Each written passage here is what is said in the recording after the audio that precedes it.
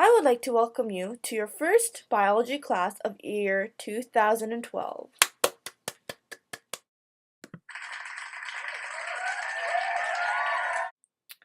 Now students, if you will settle yourselves down and take a seat, I will introduce you to our first lesson, evolution.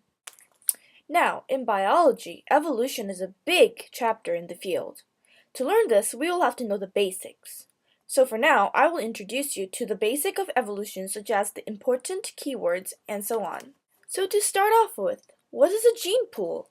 So a gene pool is a pool of alleles of a population. To add on to that, a population is a group of species that lives in the same location, same time. So this picture of these adorable beetles could be a good example of a gene pool. That's when we'll have to learn the word allele frequency.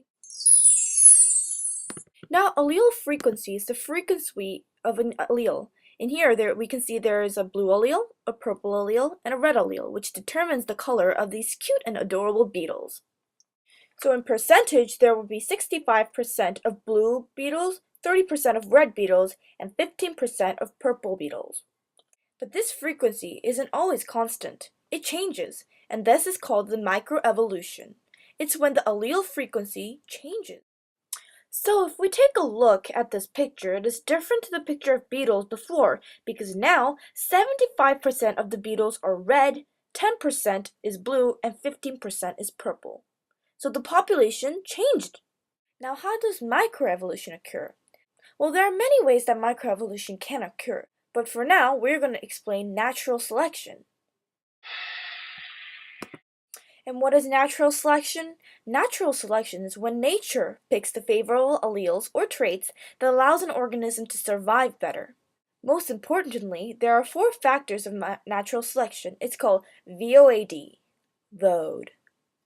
Now, V stands for the word variation, O stands for the word overproduction, A stands for the word adaptation, and D stands for the word descent with modification. And to explain this concisely, this is what happens.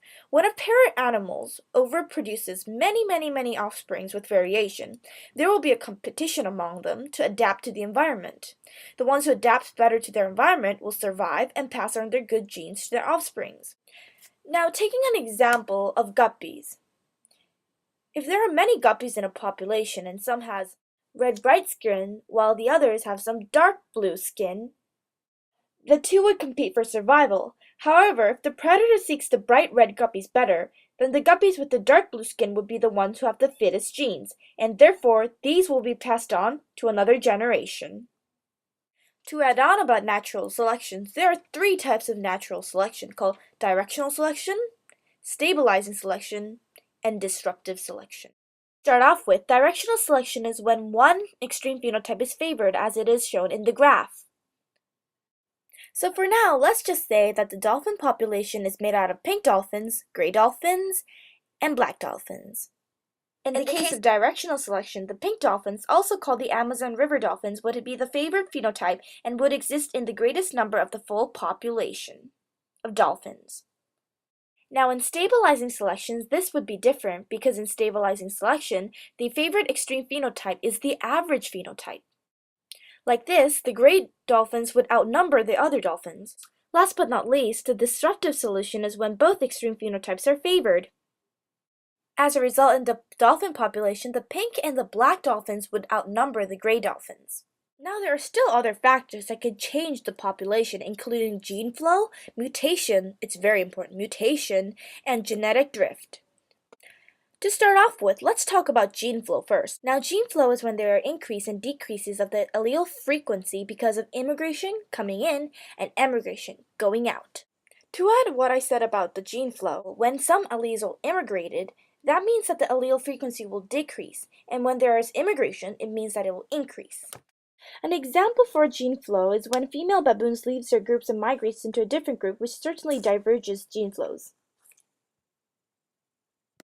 So moving forward, now let's talk about mutation.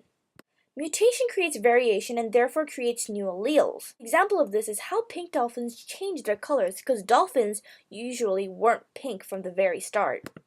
Now there is a saying that the Amazon River changed the color of these dolphins because when the dolphins came, they weren't pink at first.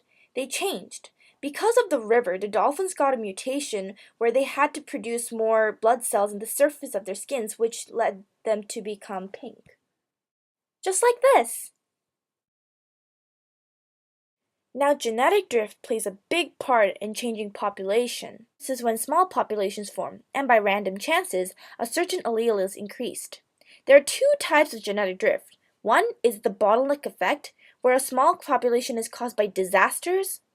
And number two is the founder's effect, when a small population is made by moving out. Now, an example of a bottleneck effect could be the desert frogs. The origin of a desert frog was the same as normal frogs that used to live in rivers and lakes. However, after an earthquake, the frogs were separated, and the ones that landed in the desert had to adapt to the environment, which became the desert frogs. Now let's talk about the founder's effect. An example of the founder's effect could be the beetles on the right of the picture moves to another region of the world, and due to its environment, so them changing. The changes could be something like them getting wings or changing their color into blue. The last selection that we'll be talking about is sexual selection. Now, there are two types of sexual selection called intrasexual selection and intersexual selection. Now, an intrasexual selection is a sexual selection based on one organism. An example of this is how does picks to mate with the male deer that has bigger and stronger horns. Other sexual selection is called the intersexual selection, where the selection is based on two organisms. An example can be seen when male hippopotamus fights each other in order to find females to mate with them. So now we went through all of the selections. Yay! And now we will talk about what the Hardy-Weinberg equilibrium is. The Hardy-Weinberg equilibrium states that there will be no change to the allele frequency of a population if there is no natural selection, no mutation, no gene flow, no genetic drift, and no sexual selection, which means it's random mating. Therefore, the population will be isolated and there will be no evolution. So we come to a point, why is this important? This is important because the conditions keep the alleles frequency constant, and therefore, as I said before, there will be no evolution. So now we'll be talking about the effects of isolation. And first of all, we'll be talking about reproductive isolation and speciation. And I will explain the DS2 mutation of fruit flies. Now, the DS2 gene affects how well fruit flies can deal with the cold temperature. Some flies have the DS2 gene temperate allele, while the others have tropical allele. As a result, they would end up living in different areas, which means they will end up being isolated. In addition, the DS2 gene affects the pheromones, in which females are attracted to the allele that they carry. Then we come to a question, how do species become isolated? Well, I'll explain two types of speciation today. Number one, sympatric speciation, and number two is allopatric speciation. Now, there are two types of isolation that I will explain for today in the sympatric speciation. One is temporal isolation, and number two is behavioral isolation. Now, behavior isolation is when the sexual rituals are different among species. An example of this could be how bees and birds cannot mate because they have different sexual rituals. Temporal isolation is when the mating time or the season does not match among species. This could be seen between grizzly bears and polar bears because grizzly bears mate during the spring while polar bears mate during winter. As a result, they cannot mate together. Since now we're done learning about what sympatric speciation is, now we'll be talking about what allopatric speciation is. In allopatric speciation, I'll be only talking about one isolation called the geographic isolation. The geographic isolation, or called the geographic changes, are when both populations live in different environments. An example for geographic isolation can be seen between these two owls called the northern spotted owl and the Mexican spotted owl because they lived in different areas. As a result, they were isolated. Now we'll be discussing about my favorite part of the evolution, which is patterns in evolution. And remember, mutations are random, which leads to a variation, while natural selection picks one based on the most favored trait, which explains how mutations are random, but natural selection is not. Now, there is something called the convergent evolution and the divergent evolution. These are really important, and we'll be talking about this right now. Convergent evolution is when two different species become similar to one another based on living in the same environment, yet they still have analogous structures. Now, an example of this could be between dolphins and sharks because they used to be both different animals that lived in the land, but by living in the ocean, they became similar. Now the similarity is that they both evolved into having fins and then their legs disappearing, and now they're just like this. Now we'll be talking about divergent evolution, and keep this in mind. Divergent evolution is the total opposite of convergent evolution. Now, divergent evolution is when one species divides into two or more different species, but yet they still have the same homologous structure. As we can see in the photo, monkeys, whales, pigs, and birds can be an example of divergent evolution since they were once same through looking at their homologous structures. Now we'll be talking about coevolution. Coevolution is when two separate species develop and evolve together based on each other. But there are two types of coevolution. One is cooperative and the second is competitive. A common example for a cooperative coevolution is between a bee and a flower. A common example to explain the competitive coevolution is between a lion and a zebra. If the lion wants to eat the zebra, then it'll have to run faster, and so will the zebra to save its life.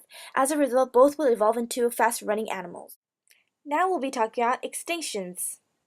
There are two types of extinction that we should know while learning evolution. One is the background extinction, and number two is mass extinction. The background extinction is when a small number of populations die or one group of species, such as the Tasmanian devil in Australia. On the other hand, mass extinction was a big amount of animals die, such as the dinosaurs and the Ice Age. Last but not least, we'll be talking about the two rates of speciation. One of them is punctuated equilibrium, which means fast changes and long periods of rest. And the second one is adaptive radiation, which means from one common ancestors, many species are formed. It's like divergent evolution. An example of it could be monkeys, which they all descended from a main primate, and they turned into gorillas, manhattans, and on and on.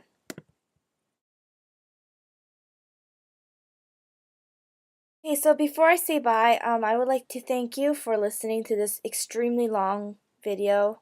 I feel really sorry. I tried to shorten it, but there were too much to talk about. So, well, anyways, thank you, and we'll see you next time.